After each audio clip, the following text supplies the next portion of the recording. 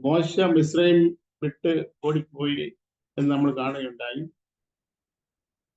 മോശ മിസ്രൈം വിട്ട് ഓടിപ്പോകാനുള്ള കാരണം എന്താണെന്ന് നമ്മൾ ചിന്തിച്ചു. മോശ ഫറവോനെ ഭയപ്പെട്ടത് കൊണ്ടല്ല മിസ്രൈം വിട്ട് ഓടിപ്പോയത്. ഒരു മിസ്രൈമിനെ അടിച്ചു കൊന്നു എന്നുള്ള വിവരം ആ രാജാവിന്റെ ചെവിയിലും എത്തി. രാജാവ് മോശയെ കൊല്ലാൻ തക്കം തൂക്കി മോശയെ കൊല്ലാൻ വേണ്ടി ശ്രമിച്ചു. എന്നാൽ ദൈവത്തിന്റെ വചനത്തിൽ നാം കാണുന്നത് മോശ മിസ്രൈം വിട്ട് ഓടിപ്പോയി. മിസ്രൈം വിട്ട് ഓടിപ്പോയത് രാജാവ് എന്നെ കൊല്ലുമല്ലോ എന്നുള്ള ഭയം കൊണ്ടല്ല. നേരെ മറിച്ച് രാജാവിന്റെ കോപം ഭയപ്പെട്ട് മിസ്രൈം വിട്ട് ഓടിപ്പോയി എന്നല്ല. ഫറവോന്റെ അഥവാ അവിടുത്തെ രാജാവിന്റെ കോപം ഭയപ്പെടാതെ മിസ്രൈം വിട്ട് ഓടിപ്പോയി. ആ മിസ്രൈം വിട്ട് ഓടിപ്പോകാൻ ഉണ്ടായ കാരണം ഫറവോന്റെ കോപം തന്റെ മേൽ ജ്വലിക്കുന്നത് കൊണ്ടല്ല.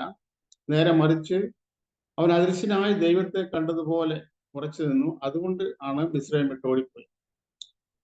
മിസ്രൈം വിട്ട് ആരെങ്കിലും ഓടിപ്പോകണമെങ്കിൽ അത് ദൈവത്തിന്റെ ദർശനം പ്രാപിച്ചാൽ മാത്രമേ കഴിയൂ. ഈ ലോകം വിട്ട് ഒരുവൻ ഓടണമെങ്കിൽ, ഈ ലോകം ചപ്പും ചവറുമാണെന്ന് ധരിക്കണമെങ്കിൽ, അല്ലെങ്കിൽ ഈ ലോകത്തിൽ തങ്ങൾ അന്യരും പരദേശികളും ആണ് എന്ന് പറയണമെങ്കിൽ അദൃശ്യനായ ദൈവത്തെ കണ്ടവർ ആയിരിക്കണം. അദൃശ്യനായ ദൈവത്തെ കാണാതെ ഒരു മനുഷ്യർക്ക് പോലും ഈ മിസ്രൈം ആകുന്ന ഈ ലോകം വിട്ടുപോകാൻ കഴിയുന്നതല്ല. അപ്പൊ ആരെങ്കിലും ഈ ലോകത്തിന്റെ സ്വാധീനത്തിൽ നിന്ന് വിടുതൽ പ്രാപിക്കണമെങ്കിൽ, ഈ ലോകത്തിന്റെ സ്വാധീനം അവരെ സ്വാധീനിക്കാതിരിക്കണമെങ്കിൽ അവർ ദൈവവുമായി അഭിമുഖമായി കണ്ടുമുട്ടിയവരായിരിക്കും. മോശ അദൃശ്യനായ ദൈവത്തെ കണ്ടു. അതുകൊണ്ട് ഫറവോന്റെ കോപം ഭയപ്പെടാതെ മിസ്രൈം വിട്ട് ഓടി മിദ്യാനിൽ എത്തിയെന്നും മിദ്യാനിലെ പുരോഹിതന് 7 മക്കളുണ്ടായിരുന്നെന്നും അതിലെ മൂത്ത മകളായ സിപ്പോറയെ തനിക്ക് ഭാര്യയായി ലഭിച്ചുവെന്നും ആ ഭാര്യയിൽ തനിക്ക് 2 ആൺമക്കളുണ്ടായി. അതിൽ ആദ്യത്തെ മോന്റെ പേര് താൻ ഇവിടെ അന്യരും പരദേശിയുമാണ്, അല്ലെങ്കിൽ ഇവിടെ ബന്ധങ്ങളില്ലാത്തവനാണ്, ഇവിടെ വേരുകളില്ലാത്തവരാണ് എന്നുള്ള അർത്ഥം വരുന്ന ഗർശോം എന്ന് മൂത്തവന് പേരിട്ടു. ഈ കാര്യമാണ് നമ്മൾ കഴിഞ്ഞ ദിവസം കണ്ടത്. 3-ാം അധ്യായത്തിന്റെ 1-ാമത്തെ വാക്യം നമ്മൾ ചിന്തിക്കാൻ താല്പര്യപ്പെടുന്നു. 3-ാമത്തെ അധ്യായത്തിൽ 1-ാമത്തെ വാക്യം, 1, 2, 3 വാക്യങ്ങൾ ഞാൻ വായിക്കുന്നു. മോശ മിദ്യാനിലെ പുരോഹിതനും തന്റെ അമ്മായിപ്പനുമായ യിത്രോവിന്റെ ആടുകളെ മേയിച്ചുകൊണ്ടിരുന്നു. അവൻ ആടുകളെ മരുഭൂമിക്ക് അപ്പുറത്ത് ദൈവത്തിന്റെ പർവ്വതമായ ഹോരേബ് വരെ കൊണ്ടുവന്നു. അവിടെ യഹോവയുടെ ദൂതൻ ഒരു മുൾപടർപ്പിന്റെ നടുവിൽ നിന്ന് അഗ്നിജ്വാലയിൽ അവന് പ്രത്യക്ഷനായി. അവൻ നോക്കിയാറെ മുൾപടർപ്പ് തീപിടിച്ച് കത്തുന്നതും മുൾപടർപ്പ് വെന്തുപോകാതിരിക്കുന്നതും കണ്ടു. മുൾപടർപ്പ് വെന്തുപോകാതിരിക്കുന്ന ഈ വലിയ കാഴ്ച എന്തെന്ന് ഞാൻ ചെന്ന് നോക്കട്ടെ എന്ന് മോശ പറഞ്ഞു. 3-ാം അധ്യായത്തിന്റെ അവസാന വാക്യം വരെയാണ് നമ്മൾ വായിക്കുന്നത്. മോശ ആടിനെ തീറ്റിക്കൊണ്ട് മരുഭൂമിക്ക് അപ്പുറത്തുള്ള ദൈവത്തിന്റെ പർവ്വതമായ ഹോരേബ് ഒളിച്ചു. മോശ ആടിനെ തീറ്റുക എന്നുള്ള ലക്ഷ്യം മാത്രമേ മോശയ്ക്കുള്ളായിരുന്നു. എന്നാൽ ദൈവം മോശയെ ഒരു ലക്ഷ്യത്തിന് വേണ്ടി തെരഞ്ഞെടുത്തതാണ്. നമ്മൾ മോശയുടെ ജനനത്തെ കുറിച്ച് നമ്മൾ ഗ്രഹിച്ചു. അവിടെ എഴുതിയിരിക്കുന്നത് മോശ ദൈവത്തിന്റെ ദൃഷ്ടിയിൽ മോശ സുന്ദരനായിരുന്നു. He was lovely in the sight of God എന്ന് ഇംഗ്ലീഷ് ഭാഷ നമ്മൾ ശ്രദ്ധിക്കുകയുണ്ടായി. മോശ കാഴ്ചയ്ക്ക് ദിവ്യ സുന്ദരനായിരുന്നു എന്ന് മലയാളത്തിൽ തർജ്ജമ ചെയ്തിരിക്കുന്നു. മോശയെ അമ്മയപ്പന്മാർ 3 മാസം ഒളിപ്പിച്ചു വെച്ചത് മോശ സുന്ദരനായിരുന്നു എന്നതുകൊണ്ട് അല്ല. മോശ സുന്ദരനായിരുന്നു, എന്നാൽ എല്ലാ മാതാപിതാക്കൾക്കും തങ്ങളുടെ കുഞ്ഞു സുന്ദരിമാർ തന്നെയാണ്. എന്നാൽ മോശയെ ദൈവം ഒരു പ്രത്യേക ദൗത്യത്തിനു വേണ്ടി മുൻപേ കണ്ടിരുന്നത് കൊണ്ട് തെരഞ്ഞെടുത്തുകൊണ്ടും ആ ദൗത്യത്തിനു വേണ്ടി തന്നെ പ്രയോജനപ്പെടുത്തുന്ന രീതിയിൽ ദൈവം മോശയുടെ ജന്മം മുതൽ വഴികൾ ഒരുക്കി എന്നതാണ് സത്യമായിട്ട് നമുക്ക് ഗ്രഹിക്കാൻ കഴിയുന്നത്. ആ ഒരുക്കിയ വഴിയിൽ മോശയെ 3 മാസം ഒളിപ്പിച്ചു വെച്ചു. അതിനുശേഷം പുറത്തിട്ട് കളഞ്ഞു. എന്നാൽ ഏത് വീട്ടിൽ നിന്ന് മോശ പുറത്താക്കപ്പെട്ടോ അതേ വീട്ടിൽ തന്നെ മോശയുടെ ബാല്യകാലം വളരെ ഉണ്ടായി.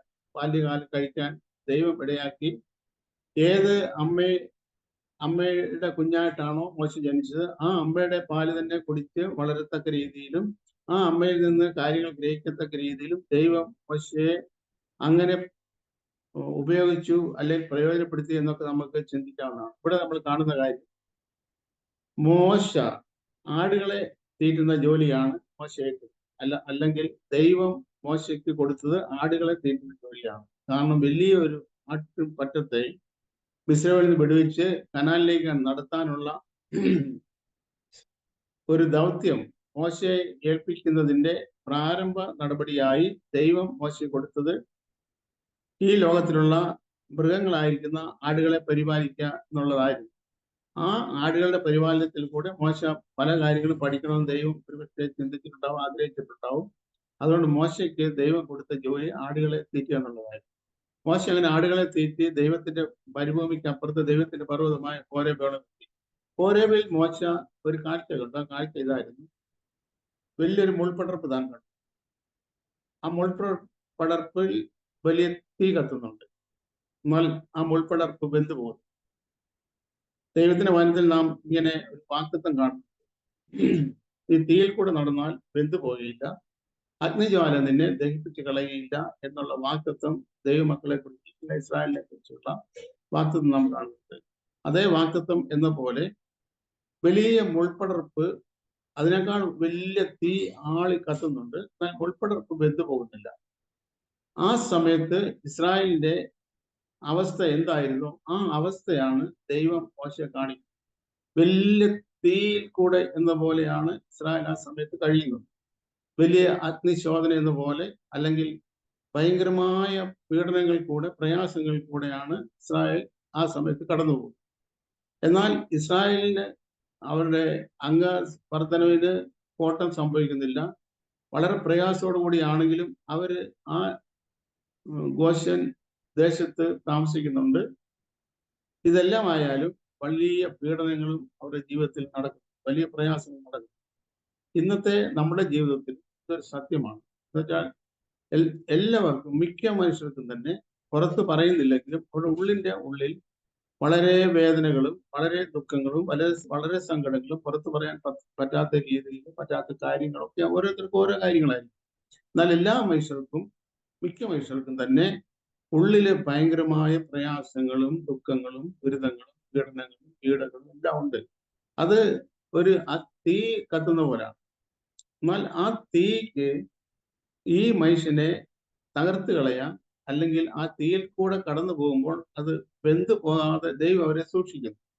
നമ്മൾ ദാനിയേലിന്റെ പ്രവചനം നമ്മൾ വായിക്കുമ്പോൾ, അവിടെ പഠിക്കുമ്പോൾ നമ്മൾ അവിടെ കാണുന്നുണ്ട്, സാധാരണയേക്കാൾ 3 മടങ്ങ് ചൂളയുടെ ചൂട് കൂട്ടി, എന്നിട്ട് ചന്ദ്രക്ക് മേശയ്ക്ക് അഭയത്തിൽ നിന്ന് 3 ബാലന്മാരെ ആ തീക്ക് തീക്കുള്ളിൽ പിടിച്ചു. എന്നാൽ തീയുടെ ബലം കെടുത്തത്തക്ക രീതിയിൽ ഒരു 4-മനായി മഹിഷപുത്രനോട് സാധിച്ചതിനാൽ ഒരുവൻ ആ തീയിൽ നടക്കുന്ന നാം കണ്ടു. അങ്ങനെ തീയുടെ ബലം കെടുത്ത് തീയുടെ മണം പോലും വെക്കാതെ ഈ 3 പേരും പുറത്ത് വന്ന് ചേർത്തതൊക്കെ നമുക്കറിയാം. ഇപ്പൊ ലോകത്തില് തീ എത്ര ആളിക്കത്തിയാലും ദൈവത്തിന്റെ പ്രൊട്ടക്ഷൻ, ദൈവത്തിന്റെ സൂക്ഷിപ്പ്, ദൈവത്തിന്റെ കാവൽ, ദൈവത്തിന്റെ കരുതൽ ഉള്ള ഒരു മനുഷ്യനെ സംബന്ധിച്ചിടത്തോളം അവന്റെ ജീവിതത്തിൽ കത്തുന്ന ഒരു തീയും അവരെ കെടുത്തി കളയാൻ, നശിപ്പിച്ചു കളയാൻ ദൈവം ഒരിക്കലും അനുവദിക്കുന്നില്ല. മോശ ഈ കാഴ്ച കണ്ടു, അടുത്ത് ചെന്ന് നോക്കിയപ്പോൾ മോശയ്ക്ക് ഒരു കാര്യം മനസ്സിലായി. അഥവാ ഈ ഉൾപ്പടർപ്പ് വെന്തു പോകുന്നില്ല, തീ കത്തുന്നുണ്ട്. ഇതിൽ നിന്ന് മോശ ഒരു കാര്യം ഗ്രഹിക്കാൻ ദൈവം ആഗ്രഹിച്ചിരുന്നു എന്ന് ഞാൻ അനുമാനിക്കുന്നു. അപ്പോ അവിടെ അടുത്ത് ചെന്ന് അടുത്ത് നോക്കിയപ്പോ മോശയ്ക്ക് ഒരു ശബ്ദം കേട്ടു. അത് നമ്മൾ വായിക്കുന്നത് 4-ാമത്തെ വാക്യം, 3-ാം അധ്യായത്തിൽ 4-ാമത്തെ വാക്യം. നോക്കേണ്ടതിന് അവൻ വരുന്നത് യഹോവ കണ്ടപ്പോൾ ദൈവം മുൾപടർപ്പിന്റെ നടുവിൽ നിന്ന് അവനെ മോശെ മോശെ എന്ന് വിളിച്ചു. അതിന് അവൻ ഇതാ ഞാൻ എന്ന് പറഞ്ഞു. അപ്പോൾ അവൻ എന്ന് പറഞ്ഞു. അപ്പോൾ ദൈവം, ഇങ്ങോട്ട് അടുക്കരുത്, നീ നിൽക്കുന്ന സ്ഥലം വിശുദ്ധ ഭൂമിയാകയാൽ കായിൽ നിന്ന് ചെരുപ്പ് അഴിച്ചു കളക എന്ന് കൽപ്പിച്ചു. ഞാൻ അബ്രഹാമിന്റെയും അബ്രഹാമിന്റെ ദൈവവും ഇസാക്കിന്റെ ദൈവവും യാക്കോബിന്റെ ദൈവവുമായി നിന്റെ പിതാവിന്റെ ദൈവം ആകുന്നു എന്നും അവൻ അറിയിച്ചു. ഈ 6ാമത്തെ വാക്യത്തിന്റെ അവസാന ഭാഗം വായിക്കുമ്പോൾ നമുക്കൊരു കൺഫ്യൂഷൻ തോന്നത്തക്ക, അല്ലെ എന്തോ ഒരു അപാകത തോന്നത്തക്ക രീതിയിലാണ് 6ാമത്തെ വാക്യത്തിന്റെ അവസാനം. ഞാൻ അബ്രഹാമിന്റെ ദൈവവും ഇസാക്കിന്റെ ദൈവവും യാക്കോബിന്റെ ദൈവവുമായി നിങ്ങളുടെ ഈ നിന്റെ പിതാവിന്റെ എന്നുള്ള ഏകവചനം നിന്റെ പിതാവിന്റെ ദൈവമാകും. ഈ ഇസ്രായേൽ മക്കളുടെ ഞങ്ങൾ ഇസ്രായേൽ മക്കള് യേശു ക്രിസ്തു ഈ ഭൂമിയിലായിട്ടും യേശു ക്രിസ്തുവിനോട് പോലും പറഞ്ഞൊരു കാര്യമുണ്ട്. അബ്രഹാം ഞങ്ങൾക്ക് പിതാവായിട്ടുണ്ട്. ഞങ്ങൾ പരസംഗത്താൽ ജനിച്ച ആളുകളല്ല, ഞങ്ങളുടെ പിതാവ് അബ്രഹാമാണ്. അപ്പൊ അബ്രഹാം എന്ന ആ പിതാവിനെ വളരെ ബഹുമാനത്തോടെ, വളരെ സ്നേഹത്തോടെ, വളരെ കരുതുന്ന അബ്രഹാമിന്റെ പേരിലാണ് ഇസ്രായേൽ ഊറ്റം കൊള്ളുന്നത്. അപ്പൊ അതേ കാര്യം തന്നെ ദൈവം ഇവിടെ പറഞ്ഞിരിക്കുന്നു, ഞാൻ എൻ്റെ പിതാവിന്റെ ദൈവമാണ്. അല്ലെ, അബ്രഹാമിന്റെ മകനാണെങ്കിൽ അല്ലെങ്കിൽ നിന്റെ പിതാവ് അബ്രഹാം. അബ്രഹാം ഒരുവന് പിതാവായി തീരണമെങ്കിൽ അത് ജഡപ്രകാരം ജനിക്കുന്നവരല്ല അബ്രഹാമിന്റെ മക്കൾ എന്ന് റോമാലേഖനമായി. എന്നാൽ അവിടെ എഴുതിയിരിക്കുന്നത്, റോമാലേഖനത്തിൽ എഴുതിയിരിക്കുന്നത്, എന്നാൽ ജഡപ്രകാരം ജനിച്ച മക്കള് അല്ല സന്തതി, വാക്തപ്രകാരം ജനിച്ച മക്കളാണ്. വാക്തപ്രകാരം ജനിച്ച മക്കളാണ് അബ്രഹാമിന്റെ സന്തതി എന്ന് വരുന്നത്. അല്ലെങ്കിൽ ഇസ്മായേലും അബ്രഹാമിന്റെ സന്തതി എന്ന് വന്നേനെ. എന്നാൽ ഇസ്മായിൽ അല്ല, ഇസാക്കാണ്. ഇസ്മായിൽ അബ്രഹാമിന്റെ സന്തതിയായിട്ട് വരുന്നില്ല. ഇസാക്കാണ് ആ സന്തതി എന്ന് വരുന്നത്. യഥാർത്ഥത്തിൽ അബ്രഹാമിന്റെ സന്തതി എന്ന് പറയുന്നത് യേശു ക്രിസ്തു ആണ് എന്ന് നമ്മൾ ഗലാത്യലേഖനത്തിൽ വായിക്കും. അപ്പോ ഇവിടെ നമ്മൾ കാണുന്ന കാര്യം, ഞാൻ നിന്റെ പിതാവിന്റെ ദൈവമാകും. അതുകൊണ്ട് നീ ചെയ്യേണ്ട കാര്യം, നിന്റെ കാലിൽ നിന്ന് ചെരുപ്പ് അഴിച്ചു കളയണം. ഇത് വിശുദ്ധ ഭൂമിയാണ്. നിന്റെ ഇതുവരെയുള്ള നടപ്പിന്റെ അവസ്ഥയിൽ നിന്ന് ചെരുപ്പ് എന്ന് പറയുന്നത് നമ്മുടെ നടപ്പിന്റെ പ്രൊട്ടക്ഷന് വേണ്ടി ഇടുന്നതാണ് ചെരുപ്പ്. എന്താ, ആ ചെരുപ്പ് നീ അഴിച്ചു കളയണം. ആ ചെരുപ്പ് നീ അഴിച്ചു കളഞ്ഞാൽ മാത്രമേ, അഴിച്ചു കളഞ്ഞതിന് ശേഷം മാത്രമേ എന്നോട് അടുത്ത് വരാൻ കഴിയത്തുള്ളൂ എന്നാണ് ദൈവം അരുളി ചെയ്യുന്നത്. അതിന്റെ 7ാമത്തെ വാക്യം പറയുന്നത്, ദൈവത്തെ നോക്കുവാൻ ഭയപ്പെട്ടു മുഖം മൂടി യഹോവ അരുളി ചെയ്തതായി മിസ്രൈമിലുള്ള എൻ്റെ ജനത്തിന്റെ കഷ്ടത ഞാൻ കണ്ടു. ഊഴിവിചാരന്മാർ നിമിത്തമുള്ള അവരുടെ നിലവിളിയും കേട്ടു. ഞാൻ അവരുടെ സങ്കടങ്ങൾ അറിയുന്നു. 7ാമത്തെ വാക്യമാണ് ഞാൻ വായിച്ചത്. ദൈവം അബ്രഹാമിനോട് പറയുന്ന ഒരു കാര്യമാണ്. അബ്രഹാമിനോട് പറയുന്നത്, ഊഴിവിചാരകന്മാർ നിമിത്തമുള്ള അവരുടെ നിലവിളിയും കേട്ടു. അതിന് മുകളിൽ എഴുതിയിരിക്കുന്നത്, 7ാമത്തെ വാക്യത്തിന്റെ ആദ്യം എഴുതിയിരിക്കുന്നത്, യഹോവ അരുളി ചെയ്തത് മിസ്രൈമിലുള്ള എൻ്റെ ജനത്തിന്റെ കഷ്ടത ഞാൻ കണ്ടു. 2 പ്രാവശ്യം കണ്ടു എന്ന വാക്ക് ആവർത്തിച്ചെഴുതിയിട്ടുണ്ട്. ആ കാഴ്ചയുടെ എത്രത്തോളം ശക്തമായിട്ടാണ് ദൈവം ആ കാഴ്ച കണ്ടിരിക്കുന്നത് എന്നുള്ളതിന്റെ ഒരു ഉറപ്പെന്ന രീതിയിൽ നമുക്ക് ഗ്രഹിക്കാൻ കഴിയും. ഈ കണ്ടു എന്ന് 2 പ്രാവശ്യം പറയുമ്പോൾ എത്രത്തോളം ആഴത്തിൽ ദൈവം അവരുടെ പ്രയാസം കണ്ടു എന്നുള്ളതിന്റെ തെളിവാണ്. ഞാൻ കണ്ടു ഊഴിവിചാരകന്മാർ നിമിത്തമുള്ള അവരുടെ നിലവിളിയും കേട്ടു. ഞാൻ അവരുടെ സങ്കടങ്ങൾ അറിയുന്നു. ഈ അറിയുന്നു എന്നുള്ള വാക്ക് നമ്മൾ കഴിഞ്ഞ ദിവസം ചിന്തിച്ചു. എന്താണ് ഈ അറിയുന്നു എന്നുള്ള വാക്ക് യഥാർത്ഥമായിട്ട് നമ്മൾ ഗ്രഹിക്കണമെങ്കിൽ ഉൽപ്പത്തി പുസ്തകത്തിലേക്ക് നാം ചെല്ലണം എന്ന് നമ്മളവിടെ കണ്ടു. ഉൽപ്പത്തി പുസ്തകത്തിൽ നമ്മൾ ആ കാര്യം കണ്ടു. ഇംഗ്ലീഷിൽ എഴുതിയിരിക്കുന്നത്, ആദാം തന്റെ ഭാര്യ ഹവ്വായെ പരിഗ്രഹിച്ചു എന്നുള്ള എഴുതിയിരിക്കുന്ന ഭാഗത്ത് ആദാം ന്യൂ ഹിസ് വൈഫ് എന്ന് എഴുതി. ആദാം ന്യൂ, KNW എന്ന വാക്ക് ആദാം പരിഗ്രഹിച്ചു എന്നതിന്റെ ഇംഗ്ലീഷ് വാക്ക് എഴുതിയിരിക്കുന്നത് ന്യൂ എന്നാണ്. ന്യൂ എന്നുള്ളതിന്റെ മലയാളം അർത്ഥം അറിഞ്ഞു എന്നാണ്. അപ്പൊ ഇവിടെ ദൈവം അറിഞ്ഞു എന്ന് പറഞ്ഞാൽ ആദ്യ മനുഷ്യനായ ആദാമും ഹവ്വായുമായി എങ്ങനെ എന്തായി തീർന്നോ അതുപോലെ തന്നെ ഇസ്രായേലും ദൈവമായിട്ട് ഒന്നായി തീർന്നു. അല്ലെങ്കിൽ ഇസ്രായേലിന്റെ സങ്കടം ദൈവത്തിൽ നിന്ന് മാറ്റിക്കളയുന്ന ഇസ്രായേലിന് ഒരു സങ്കടമുണ്ട്. ദൈവത്തെ സംബന്ധിച്ച് അങ്ങനത്തെ സങ്കടമൊന്നും ഇല്ല എന്നല്ല.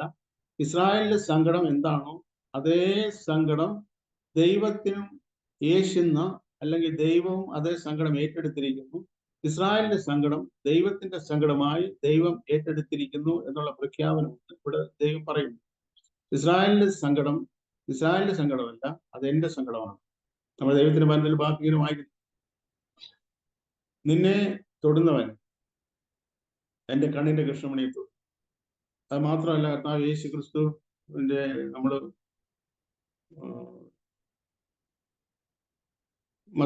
ലൂക്കോസിന്റെ ഒക്കെ സുവിശേഷങ്ങൾ നമ്മൾ പഠിക്കുമ്പോൾ, അല്ലെങ്കിൽ അപ്പോസ്തലപ്രവൃത്തി നമ്മൾ പെട്ടെന്ന് ഗ്രഹിക്കത്തക്ക രീതിയിൽ അപ്പോസ്തലപ്രവൃത്തി നമ്മൾ വായിക്കും. ദമസ്കോസിന്റെ പടിവാതിൽക്കൽ വെച്ച് യേശു ക്രിസ്തു ശൗലിനെ സന്ദർശിക്കുന്ന സമയത്ത് ശൗലിനോട് യേശു ക്രിസ്തു ചോദിക്കുന്ന ഒരു ചോദ്യമുണ്ട്. ശൗലേ ശൗലേ, നീ എന്നെ ഉപദ്രവിക്കുന്നു. പ്രത്യക്ഷത്തിൽ ശൗല് യേശു ക്രിസ്തുവിനെ അല്ല ഉപദ്രവിക്കുന്നത്, നേരെ മറിച്ച് ദൈവമക്കളെയാണ്. അപ്പൊ ആ ദൈവമക്കളെ ഉപദ്രവിക്കുന്നത്, അല്ലെ യേശു ക്രിസ്തുവിന്റെ ശിഷ്യന്മാരെ ഉപദ്രവിക്കുന്നത്, യേശുവിനെ പ്രയാസപ്പെടുത്തുന്നത് പോലെ, യേശുവിനെ ഉപദ്രവിക്കുന്ന പോലെ തന്നെയാണ് എന്നുള്ള സത്യം നമ്മളോട് ഗ്രഹിക്കുന്നു. എന്ന് പറഞ്ഞതുപോലെ ശൗലേ, നീ എന്നെ ഉപദ്രവിക്കുന്നത് എന്ത് എന്ന് ചോദിച്ച പോലെ ഇസ്രായേലിനെ ഉപദ്രവിക്കുന്ന ഫറവോൻ ഇസ്രായേലിനെ കഷ്ടപ്പെടുത്തുന്ന കഷ്ടപ്പാടുകൾ, അത് ഞാൻ സ്വർഗത്തിൽ ഞാൻ ഇതൊക്കെ അറിയുന്നതല്ല, അത് എന്നെ കഷ്ടപ്പെടുന്നത് പോലെ ഞാൻ അത് ഏറ്റെടുത്തിരിക്കുന്നു.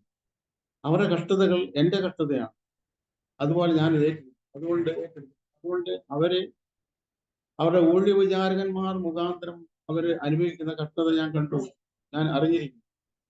അവരെ അതിൽ നിന്ന് രക്ഷിക്കാൻ ഞാൻ ഇറങ്ങി വന്നിരിക്കുന്നു. മിസ്രയീമ്യരുടെ കയ്യിൽ നിന്ന് വെടിവെപ്പാൻ ആ ദേശത്ത് നിന്ന് ഈ ഇസ്രായേൽ ജനങ്ങളെ മിസ്രയീമിൽ നിന്ന് ദൈവം വെടിവെക്കുന്നത് എന്തിനാണ്? ഇസ്രായേൽ മക്കളുടെ കഷ്ടതയിൽ നിന്ന് ദൈവം വെടിവെക്കാൻ വേണ്ടി എന്നല്ല. ഇസ്രായേൽ മക്കളെ ദൈവം വെടിവെക്കുമ്പോൾ ദൈവത്തിന്റെ ലക്ഷ്യമുണ്ട്. പാപത്തിന്റെ അധീനതയിൽ, ഇരുട്ടിന്റെ അധികാരത്തിൽ നിന്ന് ദൈവം യേശു ക്രിസ്തു മുഖാന്തരം നമ്മളെ ഓരോരുത്തരെയും വെടിവെക്കുകയും രക്ഷിക്കുകയും ചെയ്തപ്പോൾ ആ ഇരുട്ടിന്റെ അധികാരത്തിൽ നിന്ന് എങ്ങനെയെങ്കിലും പുറത്തു വന്ന് നല്ലവഴി ജീവിച്ചോട്ടെ എന്നുള്ളത് ആയിരുന്നില്ല. അത് മാത്രമല്ല ദൈവത്തിന്റെ നമ്മളെ കുറിച്ചുള്ള ലക്ഷ്യം. നേരെ മറിച്ച് നമ്മെ ഓരോരുത്തരെയും കുറിച്ച് ദൈവത്തിന് ലക്ഷ്യമുണ്ട്. ആ ലക്ഷ്യം എന്ന് പറഞ്ഞാൽ നാം കർത്താവ് യേശു ക്രിസ്തുവിനെ പോലെ ആയിത്തീരുക എന്നുള്ളതാണ്. ഈ ഭൂമിയിൽ നാം യേശു നടന്ന പോലെ നടക്കുക എന്നുള്ളതാണ് ദൈവം നമ്മളെ ആഗ്രഹിക്കുന്നത്. അതിനുവേണ്ടിയാണ് ദൈവം നമ്മളെ തിരഞ്ഞെടുത്തത്. ഇവിടെ നമ്മൾ വായിക്കുന്നത് അതേ കാര്യം തന്നെ ഇവിടെയും വായിക്കുന്നു. അതിന്റെ 7-ാമത്തെ വാക്യത്തിന്റെ അവസാനം, അല്ല 8-ാമത്തെ വാക്യം ഞാൻ വായിക്കുന്നു.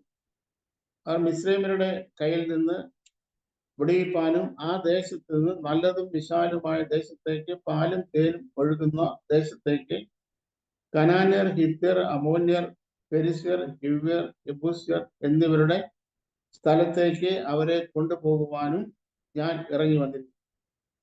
ദൈവത്തിന് ഇസ്രായേൽ ജനത്തെ കുറിച്ച് ഒരു ലക്ഷ്യമുണ്ട്, ഒരു ഉദ്ദേശമുണ്ട്.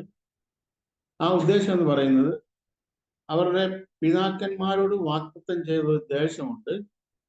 ആ ദേശത്തേക്ക് ഇവരെ കൊണ്ടുവരിക എന്നുള്ളതാണ് ദൈവത്തിന്റെ ലക്ഷ്യം. പിതാക്കന്മാർക്ക് വാഗ്ദത്തം ചെയ്തിരുന്ന ദേശമാണെങ്കിലും ഇപ്പോൾ ആ ദേശം പിതാക്കന്മാർക്കോ അതിനുശേഷമുള്ള സന്തതി പരമ്പരകൾക്കോ കീഴിലല്ല ആയിരിക്കും. ഇപ്പോൾ അത് ആയിരിക്കും ഈ ഇസ്രായേലിന്റെ ശത്രുക്കളായിരിക്കുന്ന 7 വിധമായ ജാതികൾക്കാണ് ഇപ്പോൾ ആ സ്ഥലം കീഴടങ്ങിയിരിക്കുന്നത്. അപ്പോൾ അങ്ങനെ ഈ സ്ഥലം ഇപ്പോൾ ഇസ്രായേലിന്റെ ശത്രുക്കൾക്കാണ് കീഴടങ്ങിയിരിക്കുന്നതെങ്കിൽ, അഥവാ ഇസ്രായേലിന്റെ ശത്രുക്കളാണ് ആ സ്ഥലത്ത് വാഴുന്നത് എങ്കിലും, ഇത് 400 വർഷങ്ങൾക്കപ്പുറം, 400 വർഷങ്ങൾക്കപ്പുറം അബ്രഹാമിനും ഇസാക്കിനും യാക്കോബിനും വാഗ്ദത്തം ചെയ്ത വാഗ്ദത്ത ദേശം. ആ വാഗ്ദത്ത ദേശത്തേക്ക് ഇസ്രായേലിലെ 4-ാം തലമുറയെ മടക്കി കൊണ്ടുവരേണ്ടതിനു വേണ്ടിയാണ് ദൈവം മോശയെ ഇവിടെ വിളിക്കുന്നതും ദൈവം വാഗ്ദത്തം ചെയ്തതും അതാണ്. ഇങ്ങനെ 7 വിധമായ ജാതികൾ തിങ്ങി നിറഞ്ഞ് ആ ജാതികളാൽ അടിമപ്പെട്ടിരിക്കുന്ന പിതാക്കന്മാരോട് വാഗ്ദത്തം ചെയ്ത ഈ ദേശത്തേക്ക് നിങ്ങളെ മടക്കി കൊണ്ടുവരിക എന്ന ലക്ഷ്യത്തിന് വേണ്ടിയാണ് ഞാൻ നിങ്ങളെ വിളിക്കുന്നത്, ഇറങ്ങി വേണ്ടി. മോശെ അതിനുവേണ്ടിയാണ് ദൈവം വിളിച്ചത്. അതിന്റെ അപ്പോസ്തലപ്രവൃത്തി 7-ാം അധ്യായത്തിൽ നമ്മൾ കാണുന്നുണ്ട്. അത് വായിക്കാതെ നമുക്കറിയാവുന്നതായിരിക്കും. അതിന്റെ 10-ാമത്തെ വാക്യം, ആകയാൽ വരിക, നീ എന്റെ ജനമായ ഇസ്രായേലിൽ നിന്ന് പുറപ്പെടുവിക്കേണ്ടതിന് ഞാൻ നിന്നെ ഫറവോന്റെ അടുക്കൽ അയക്കും. ദൈവം മോശയോട് പറയുന്നത്. അതുകൊണ്ട് ആകയാൽ വരിക. ആകയാൽ എന്ന് പറയുമ്പോൾ എന്തുകൊണ്ട് വരിക എന്ന് ചോദ്യം ഉദിക്കുന്നുണ്ട്.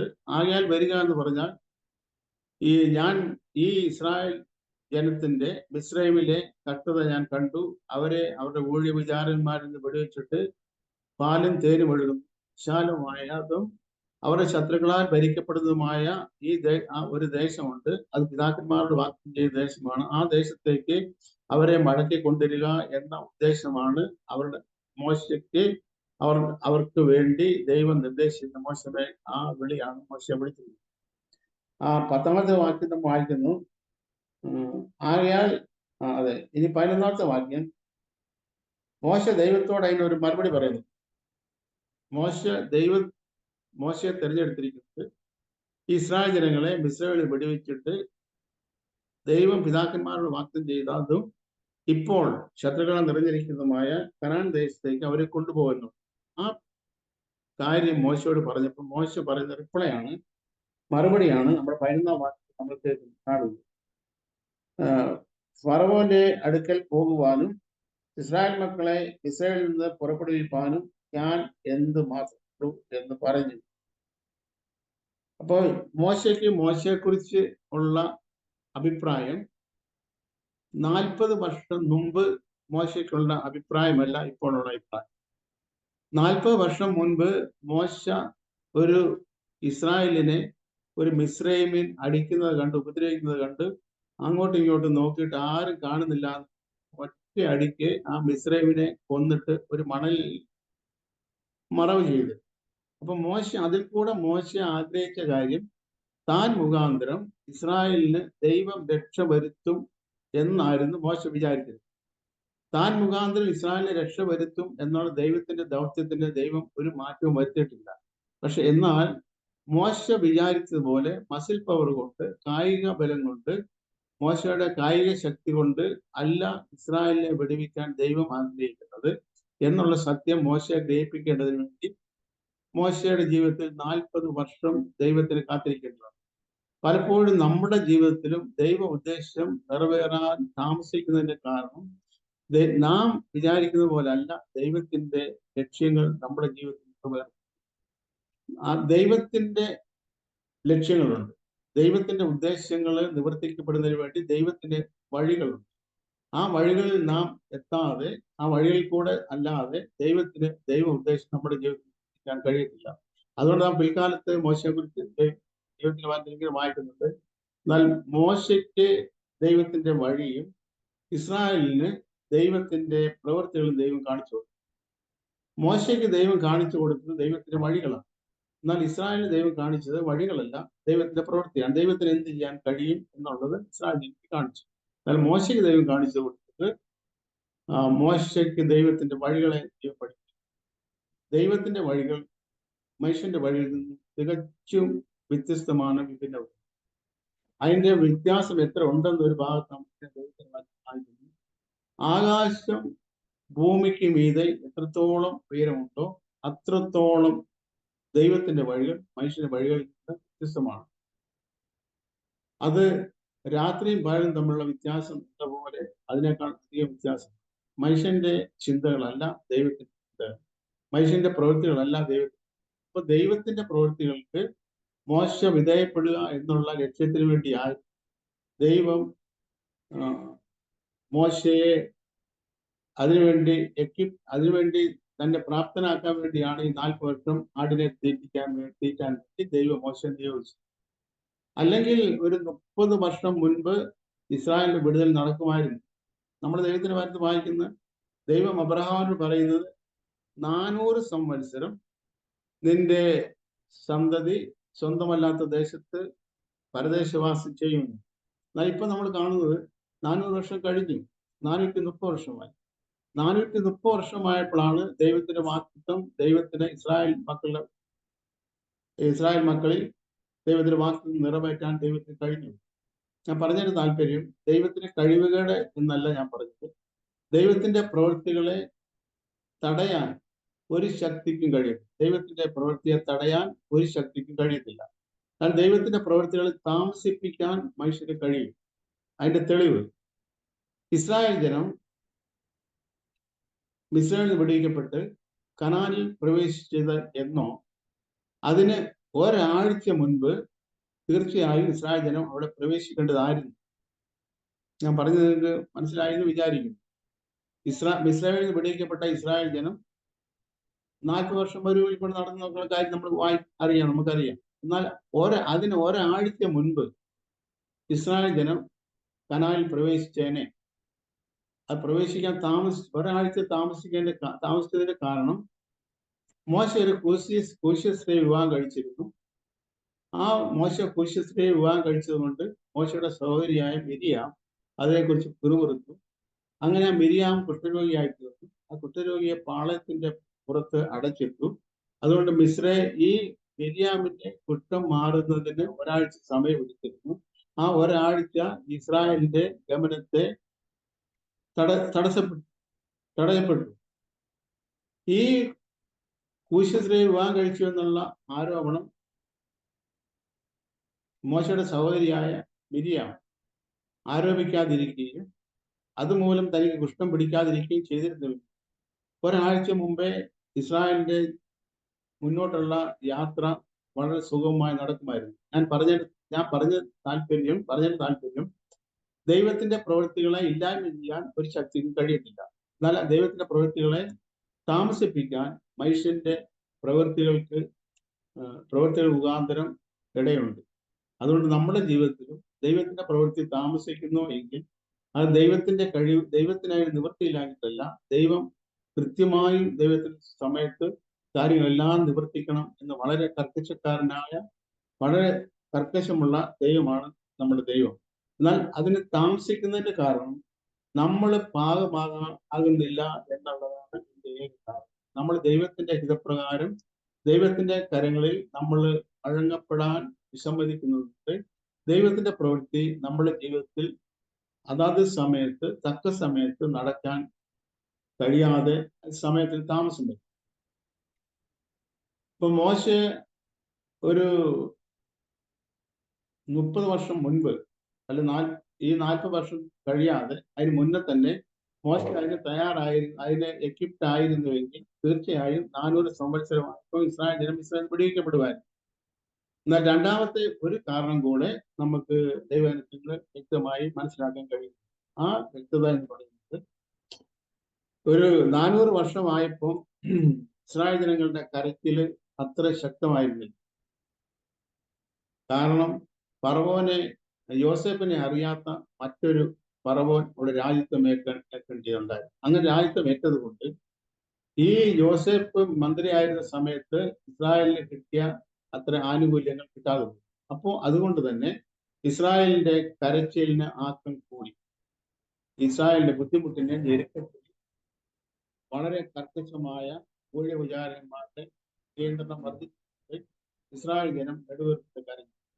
അങ്ങനെ ഈ കരച്ചിലിന്റെ ശക്തി ദൈവത്തിന്റെ ചെവിയിൽ എത്തത്തക്ക രീതിയിൽ ഒരു 30 വർഷം മുമ്പ് ഈ കരച്ചിലിന്റെ ശക്തി അങ്ങനെ ആയിരുന്നുവെങ്കിൽ തീർച്ചയായും 400 വർഷമായപ്പോൾ വിടുവിക്കപ്പെടുമായിരുന്നു. എന്നാൽ ഏത് മനുഷ്യന്റെയും അവരുടെ നിലവിളി, അവരുടെ കരച്ചില് ദൈവത്തിന്റെ സന്നിധിയിൽ എത്തത്തക്ക രീതിയിൽ എന്ന് അതിന് ആ കരച്ചിലിന് ആക്കം കൂട്ടുന്നു, അല്ലെങ്കിൽ എന്ന് ആ കരച്ചിൽ അത്ര ശക്തമായ കൈപ്പോടെ കരയാൻ തയ്യാറാകുന്നു, ആ സമയത്ത് ദൈവത്തിന്റെ പ്രവൃത്തി ദൈവം ഇസ്രായേലിന്റെ ജീവിതത്തിൽ ചെയ്യും. അപ്പൊ ഈ രണ്ട് കാരണങ്ങള് ആണ് 400 കൊല്ലം എന്നുള്ളത് 430 കൊല്ലമാക്കിയത് എന്ന് നമുക്ക് ഗ്രഹിക്കാൻ തടസ്സമില്ല. ഒന്നാമത് മോശ തയ്യാറായിട്ടുണ്ട്. മോശ തയ്യാറായി ഇസ്രായേലിൽ നിന്ന് വിടിയിക്കാൻ മോശ തയ്യാറായി. 40 വർഷം മുമ്പ് മോശ തയ്യാറായത് മിസ്രൈമിനെ കൊന്നിട്ട് ഇസ്രായേലിനെ വിടിയിക്കാനുള്ളതായിരുന്നു. ഞാൻ ദൈവത്തിന്റെ പദ്ധതി അങ്ങനെ അല്ലായിരുന്നു. അതുപോലെ തന്നെ ഇസ്രായേലിന്റെ കരുത്തിന്റെ ശക്തി ഈ 30 വർഷം കൊണ്ട് വളരെ വർദ്ധിച്ചു. അപ്പൊ ഇന്നും ആരാണോ ദൈവത്തെ നോക്കി നിലവിളിക്കുന്നത്, അഥവാ തങ്ങളുടെ പാപം ആർക്കാണോ സഹിക്ക വയ്യാതായി ദൈവത്തെ നോക്കി എന്റെ പാപം എനിക്ക് സഹിക്കാൻ കഴിയുന്നില്ല എന്ന നിലവിളി സ്വർഗത്തോളം എത്തത്തക്ക രീതിയിൽ കൈപ്പോടെ ആര് കരയുന്നു, അവരെയാണ് ഇന്നും യേശു ക്രിസ്തു മുഖാന്തരം ദൈവം രക്ഷിക്കുന്നത് എന്ന സത്യം നാം ഗ്രഹിക്കണമെന്ന് ദൈവം ആഗ്രഹിക്കുന്നു. അതുകൊണ്ട് പാപത്തിൽ നിന്നുള്ള വിടുതൽ, പാപക്ഷമയല്ല ഞാൻ ഉദ്ദേശിക്കുന്നത്, പാപ വിടുതൽ. നമ്മുടെ കരച്ചിലിന്റെ ആക്കം കൂടുന്നതിനനുസരിച്ച് നാം പാപ വഴികളിൽ നിന്നും പാപത്തിന് സ്വാധീനത്തിലായിരിക്കും. അതിന് ദൈവത്തിന്റെ പരിശുദ്ധാത്മാവ് നമ്മളെ എല്ലാവരും സഹായിക്കട്ടെ. അടുത്ത ദിവസം നമ്മൾ ബാക്കി കാര്യം ചിന്തിക്കാമെന്ന് ദൈവത്തിൽ ആശ്രയിക്കുന്നു. ദൈവം നമ്മളെല്ലാവരെയും സമൃദ്ധിയായി നിഗ്രഹിക്കുമാറാകട്ടെ.